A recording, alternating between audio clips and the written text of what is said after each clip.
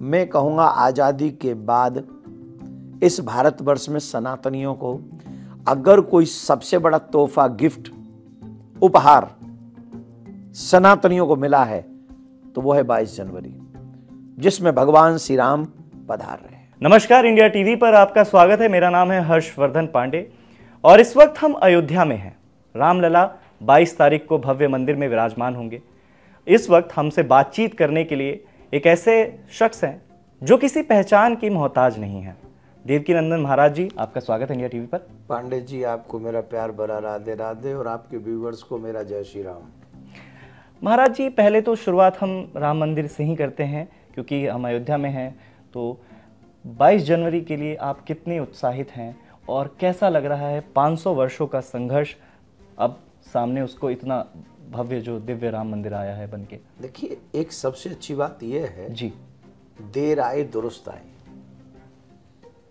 समय एक पहिए की तरह है, यूं घूमता रहेगा और समय ऐसी शक्ति है जो किसी को क्षमा नहीं करता। जब हम लड़ रहे थे हमारे पूर्वज इस राम मंदिर के लिए जी, तब हम और आप नहीं थे जी, तब हमारे सामने घटनाएं नहीं थी, लेकिन हम और आप आज कहानियां पढ़ते हैं। और जब कहानियां पढ़ते हैं और ऐसी ऐसी कहानियां पढ़ते हैं जिन्हें सुनकर हमारी रूह कांप जाती है, हमारी आंखों से आंसू आ जाते हैं, उसी स्थिति में जब आज देखते हैं, सुनते हैं हम और आप कि 22 जनवरी को भगवान श्री राम पधार रहे हैं, ये छोटी बात नहीं है, छोटी बात, ये बहुत बड़ी बात है। मैं कहूँगा आज़ादी के बाद इस भारतवर्ष में सनातनियों को अगर कोई सबसे बड़ा तोहफा, गिफ्ट, उपहार सनातनियों को मिला है तो वो है 22 जनवरी, जिसमें भगवान श्री राम पधार रहे हैं। ये सबसे बड़ा, अरे भाई, कपड़ा कोई महंगा पहनेगा, कोई सस्ता, गाड़ी किसी पे बड़ी होगी, छोटी, घर किसी पे बड़ा होगा, छोटा, किसी पे बच्चे ज्यादा होंगे, कम, और कोई व्यक्ति रोटी भी कोई 4 सब्जी से खाएगा, कोई चटनी से। ये कॉमन जीवन है, सबका चल रहा है, हमसे पहले भी चला है, हमारे बाद भी चलेगा, हमारे जाते ही रुक नहीं जाएगा ये। पर जो धर्म है, धर्मो एको ही गच्छिता, सिर्फ धर्म ही है जो मेरा था, मेरा है और मेरा रहेगा। तो भगवान श्री राम पधार रहे हैं, ये धर्म का विषय है और ये सबसे बड़ा उपहार सनातनियों को 22 जनवरी मिल रही है, तो मैं बहुत प्रसन्न हूं। महाराज जी, जब हम बात करते हैं इतने बड़े उत्सव की, इतने बड़े पूरे देश में इस वक्त हर्षोल्लास है, खुश हैं लोग कि राम मंदिर बन रहा है। जो आ रहे हैं वो भी खुश हैं, जो नहीं आ पा रहे हैं वो भी खुश हैं। पर इस वक्त में, इस बीच में, जैसा आप भी जानते हैं, राजनीति भी इस पर जमकर हो रही है। न्योता मिलने के बाद भी कुछ लोग नहीं आ रहे हैं।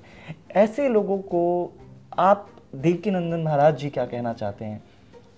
अब इसमें हम कहें क्या, उनको लाएं क्या? हाथ पकड़ के तो ला नहीं सकते। जिसका मन नहीं है वो नहीं आएगा और जिसका मन है वो आएगा। हाँ, यहाँ पर एक बात मैं अवश्य कहना चाहूँगा, अगर आपको लगता है कि 22 जनवरी को मुझे नहीं जाना तो आप 23 को चले जाओ, 24 को चले जाओ, 25 को चले जाओ। भगवान श्री राम के दर्शन, भगवान श्री राम के आगे माथा टेको अगर सनातनी हो तो। और सनातनियों को माथा टेकना चाहिए राम जी के आगे। आपकी पर्सनल कुर्सी वुर्सी का ये जो मामला है ना, ये कुर्सियाँ काट की होती हैं, घुन लग जाती है इनमें, ये ज़्यादा दिन टिकने वाली नहीं है। हर चीज़ का एक टाइम सेट है कि आज यहाँ कल वहाँ। लेकिन जो मुझे लगता है, भगवान श्री राम और धर्म, ये मेरी आत्मा का विषय है और आत्मा का विषय है तो फिर ये तो निरंतर बहता रहना चाहिए। तो आप राम का अपमान मत कीजिए, धर्म का अपमान मत कीजिए। आप जाइए, भगवान श्री राम को प्रणाम कीजिए। और जो लोग सनातन को नहीं मानते उनको तो हम थोड़ी कह रहे हैं, जो सनातन को मानते हैं हम उनको कह रहे हैं। महाराज जी ने कहा कि राम का अपमान मत करिए, आप 23, 24, 25 को चले जाइए, बाद में चले जाइए दर्शन करने। महाराज जी, अभी अभी आज खबर आई कि संजय राउत ने कहा कि मंदिर, बीजेपी कहती है मंदिर वहीं बना रहे हैं। मंदिर वहाँ कहाँ बन रहा है? 4 किलोमीटर दूर जहाँ है विवाद स्थल, उससे दूर बना रहे हैं। इस पर आप कुछ कहना चाहेंगे महाराज जी? मैं किसी राजनेता पे बोलता नहीं हूँ और मेरा कोई विषय है भी नहीं जी।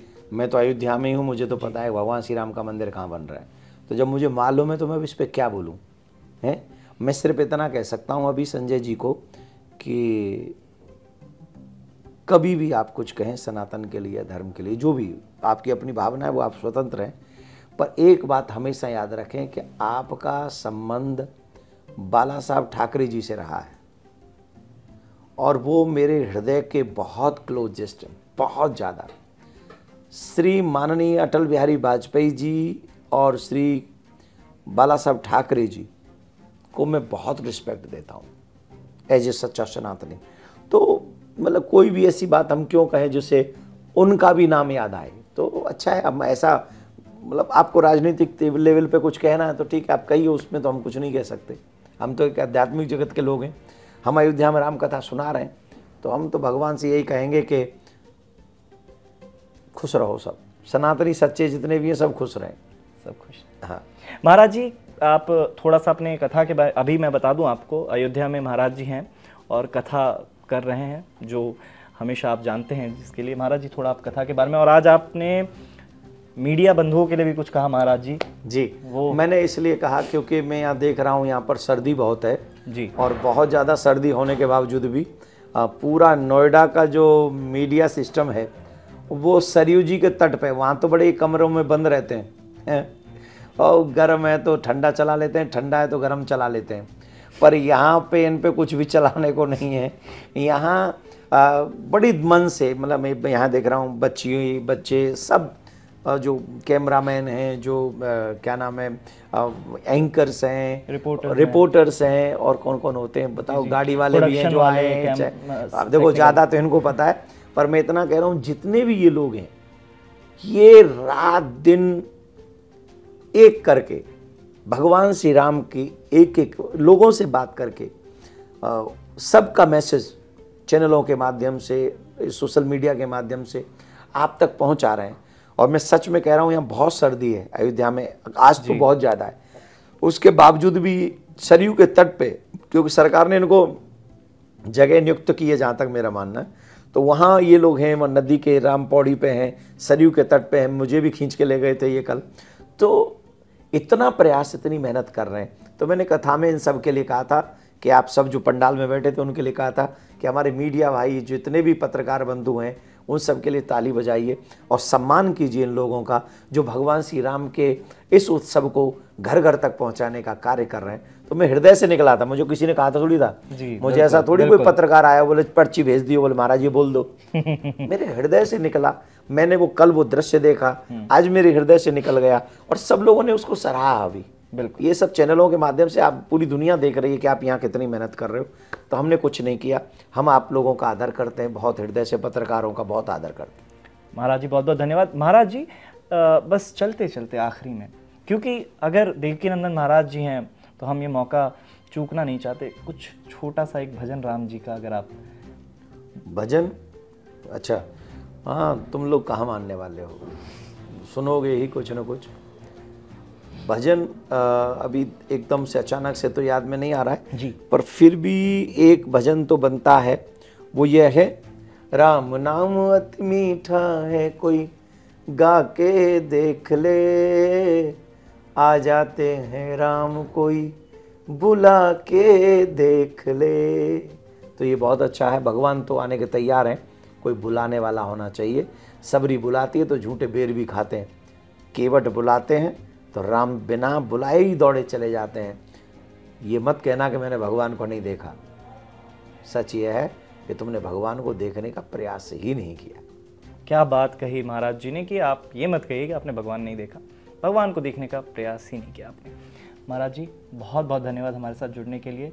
एक बहुत बहुत धन्यवाद, बहुत बहुत धन्यवाद पांडे जी आपका। एक श्लोक के साथ अंत करें। रामाय रामभद्राय रामचंद्राय वेदसे रघुनाथाय नाथाय सीताया पतये नमः। राम ही केवल प्रेम प्यारा, जान ले जो जानन हारा। जो राम से प्रेम करेगा वो राम से अवश्य मिलेगा। जो राम से प्रेम करेगा वो राम से अवश्य मिलेगा।